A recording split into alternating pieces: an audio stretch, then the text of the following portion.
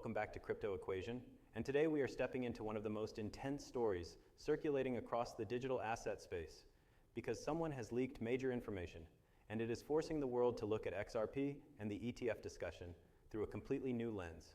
What was once speculation has now become questions, and what were once questions are now becoming concerns and opportunities mixed into a single moment that changes how we think about the future of digital finance. This video is not about hype, and it is not about predictions. It is about understanding why this leak matters, why people are reacting so strongly, and what it reveals about the deeper infrastructure being built behind XRP's role in the new financial world. What leaked was not a price target, a timeline, or a prediction. What leaked was something far more interesting. It was insight into how institutions are positioning themselves for digital asset ETFs and how certain mechanisms behind the scenes are being discussed in relation to assets that have deep liquidity functions, including XRP. And the shocking part is not what was said. The shocking part is that someone finally exposed what institutions have been quietly preparing for, because the ETF debate is not about speculation. It is about control. It is about custody. It is about liquidity. It is about infrastructure. The conversation around XRP and ETFs does not begin with filings. It begins with alignment. Alignment between regulation and custody. Alignment between institutions and liquidity. Alignment between global settlement needs and asset functionality. ETFs are not created because people want to trade something. ETFs are created because institutions want structured exposure to something. And this is where the XRP conversation becomes very real very quickly. What this leak exposed is that institutions are not ignoring XRP, they are studying it, they are monitoring it, they are measuring it, they are evaluating its future role. And in some cases, they are preparing for scenarios that demand liquidity, instruments capable of scaling with global settlement demands. These are not scenarios retail investors have access to. These are scenarios built for banks, payment systems, custodians, and the emerging digital economy. Now let us break down exactly why this matters. First, the leak revealed that ETF conversations inside institutional networks are no longer limited to Bitcoin and Ethereum. They have expanded into the category of assets with specific utility functions and deep settlement potential. In other words, the conversation is not about which crypto is popular. The conversation is about which assets the future system may rely on. Second, the leak showed that institutions are considering how digital assets may need to be classified if they become part of system-level liquidity. This is where things get interesting because XRP sits at the intersection of utility and liquidity. It is not a commodity like Bitcoin. It is not a smart contract platform like Ethereum. It is a settlement mechanism designed for speed neutrality and cross-border functionality. This makes XRP fundamentally different from every asset that already has an ETF. And that is what makes this leak so significant. The person who leaked this information did not post charts or theories. They exposed internal discussions about how institutions think about liquidity positioning and long-term exposure.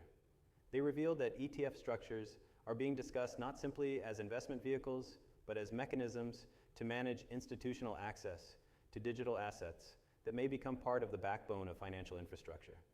This is the key. ETFs are not created for hype. ETFs are created for access.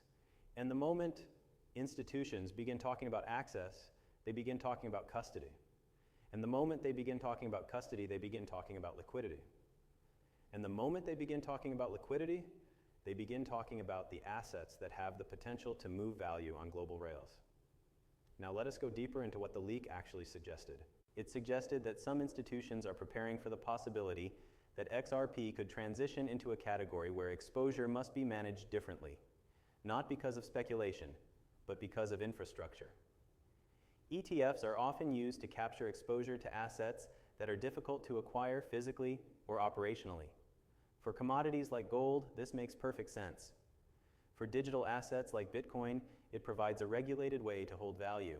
So why would institutions consider an ETF structure for XRP? Because the world of digital settlement is expanding, because real-time payments are becoming mandatory, because tokenization requires liquidity rails, because CBDCs require interoperability, because financial institutions need assets that are not restricted by borders, and because in a world moving toward instant settlement, the assets used to support that settlement may not remain in public markets. This is the part that shocks people the most. ETFs are sometimes created because institutions expect that direct access to the underlying asset may diminish over time. In other words, an ETF becomes the only way institutions can gain exposure once the asset becomes part of infrastructure. This is where the leak becomes explosive. The leak did not confirm that an XRP ETF is coming. It confirmed that the conversations happening behind the scenes are centered around future positioning, not present speculation. Now let us examine the psychological weight of this revelation. People in the XRP community have speculated for years that institutions would eventually look at XRP differently. Not as a crypto, but as a systemic tool.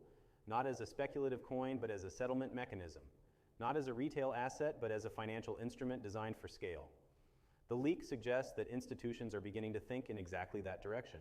Now let us analyze why ETFs matter in the first place. ETFs provide institutions with a way to gain exposure to an asset without having to custody it directly. This is important because custody requirements for institutional-grade assets are complex. They require security systems, compliance frameworks, and regulatory alignment. If institutions want access but do not want the operational burden, an ETF becomes the bridge. This is why the leak matters, because it implies that institutions are looking for ways to position themselves in assets that may transition into critical infrastructure. Now let us go deeper into the strategic angle, the part that most people overlook. If institutions expect XRP to become increasingly scarce, increasingly difficult to acquire, or increasingly tied to settlement functions, then the ETF becomes a way to secure exposure before the asset becomes locked inside utility. Let that sink in. ETFs are not just about bringing assets to the public. ETFs are also about allowing institutions to accumulate exposure before retail even realizes what is happening. Now let us explore the mechanics behind this idea. If XRP continues to move deeper into institutional corridors, deeper into settlement rails, deeper into tokenization channels, deeper into cross-border systems, then the circulating supply available to the public will continue to shrink. And when supply shrinks, ETFs become even more important because they allow exposure without requiring access to the underlying asset. This makes XRP very different from other digital assets already tied to ETF announcements. Because for XRP, the ETF would not exist solely for investment. It would exist for positioning. Now let us go further into the leaked insights. According to the information, the discussion raised a key question.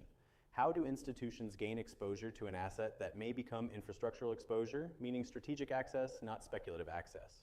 This is a deeper layer of financial planning. It is not about profit, it is about relevance. If an asset becomes part of the future settlement architecture, institutions cannot afford to ignore it. They cannot risk being the last to understand its role. They cannot risk being locked out when supply dries up. This is the core logic behind the ETF conversation.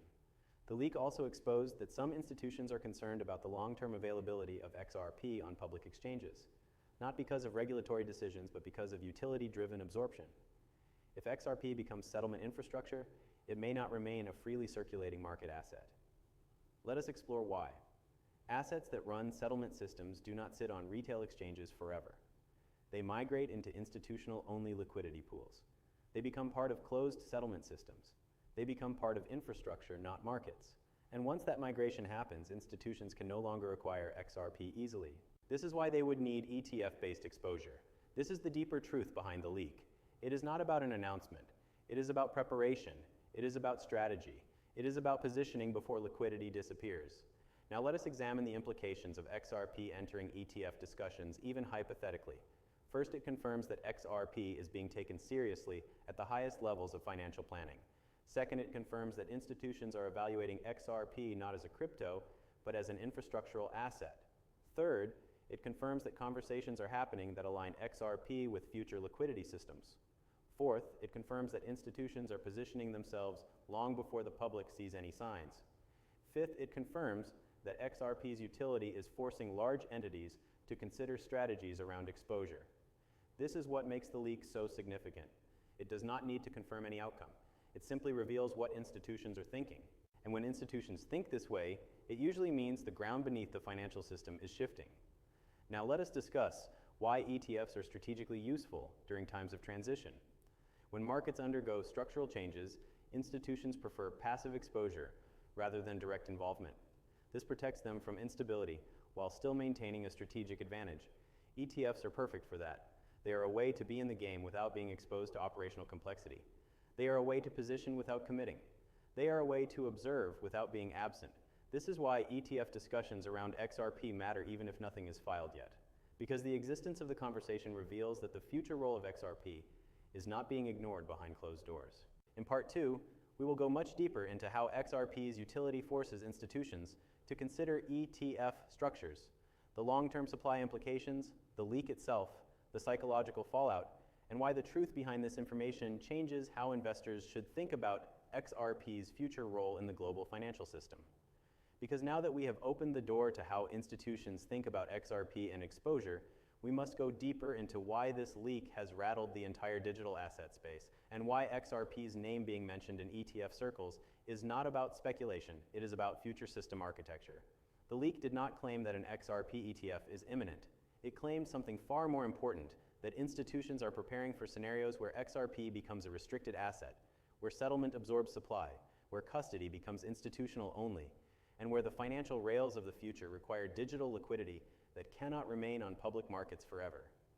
This is the part of the story nobody wants to think about because it challenges the comfortable belief that XRP will remain a publicly traded asset. But if XRP becomes the backbone of digital settlement corridors, it will follow the same path as every other infrastructural asset in history. Infrastructure does not remain open to retail markets. Infrastructure migrates into closed loops controlled by institutions. This is the deeper truth the leak exposed without stating it directly. Institutions are preparing for the possibility that the world will operate on digital settlement rails where assets like XRP become part of the plumbing of finance, not part of the public marketplace. And in that world, ETFs become one of the only ways institutions can maintain exposure when direct access becomes limited. This is why the leak matters. It exposed that institutions are thinking about XRP in a completely different category from speculative cryptocurrencies. Now, we must look at the supply dynamics behind this line of thinking. Because once you understand the supply mechanics, the ETF conversation becomes clear. XRP is not mined, meaning the supply does not grow with demand. If demand grows through utility, not speculation, the supply accessible to retail shrinks dramatically over time. What the leak revealed indirectly is that institutions are preparing for a world where XRP is absorbed into operational systems. These systems do not sell, they do not circulate, they do not participate in markets. They hold liquidity to keep settlement running. This is where the supply shock narrative intersects with the ETF narrative. If institutions believe XRP will eventually be absorbed into corridors and settlement channels, then they must secure exposure before that happens. And if they cannot hold the underlying asset directly or expect access to diminish in the future, then ETF exposure becomes a strategic hedge. Let us go deeper into the psychology of institutional behavior, because institutions never wait until after an asset becomes scarce. They position before scarcity. They position before supply compression. They position before settlement demand rises. They position before the public understands what is happening. This is the part most people miss. Retail waits for confirmation. Institutions prepare for transformation.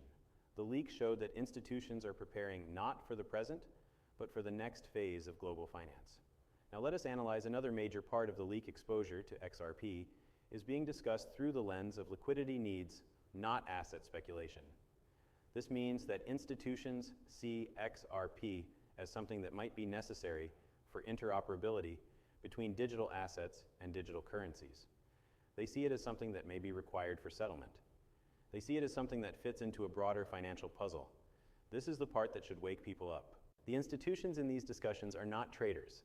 They are not speculators. They are not looking for quick gains. They are looking for assets that may become mandatory in the future financial system. And the moment an asset becomes mandatory, it stops being just another digital token. It becomes infrastructure. Now let us explore the leaked concerns that institutional desks raised regarding XRP and ETFs. One concern was regulatory classification. Not because they doubted XRP, but because they were considering how XRP would be treated if it became part of settlement infrastructure. If XRP becomes a structural settlement tool, regulators may classify it differently from speculative digital assets. This is where the ETF story becomes even more interesting.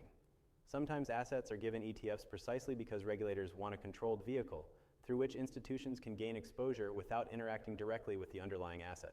Gold is a perfect example. Now imagine XRP becoming a settlement asset in a digital rails environment. It would not be practical for institutions to buy it directly. It would be practical for institutions to gain exposure through regulated vehicles, and that is where the ETF conversation becomes logical. Now let us examine the timeline implied by the leak, because institutions do not prepare years in advance unless they expect imminent change. This means the leak does not indicate an ETF is coming soon. It indicates institutions believe the future classification of XRP will change. This is the real story. The leak exposed that institutions think XRP is moving toward infrastructural classification. Once this happens, the public cannot interact with XRP the same way. This is where exposure mechanisms like exchange-traded funds become valuable. Let us take the conversation deeper by connecting it to corridor activation. When international payment systems turn on demand liquidity, the amount of XRP absorbed into operation rises quickly. Corridors lock supply permanently. System demand grows exponentially. Exchanges start losing depth. Liquidity starts thinning. Institutions are aware of this. That is why they are preparing structured exposure strategies. Now let us analyze the second part of the leak, the part that shocked even those who have followed XRP for years. It suggested that certain institutions are evaluating models in which XRP becomes part of global settlement interoperability between CBDCs tokenized assets and digital rails. This is not a prediction. This is a reflection of institutional planning. They are building systems that require interoperability. Interoperability requires neutral liquidity. Neutral liquidity requires digital settlement assets. Digital settlement assets must be fast, decentralized, and borderless. XRP fits the requirements. This does not guarantee anything, but it explains why XRP is appearing in planning documents. Now let us go deeper into the psychology of the leak itself. Leaks happen for two reasons. Someone wants to warn, or someone wants the world to start asking questions. This leak felt like the latter. It was not revealing a final decision. It was revealing a shift in institutional thinking, and that shift is profound, because institutional thinking always precedes institutional action. Now let us examine the implication of XRP being discussed alongside ETFs, even hypothetically. ETFs are built around assets expected to mature. ETFs are built when institutional demand is expected to grow. ETFs are built for assets poised to enter new phases.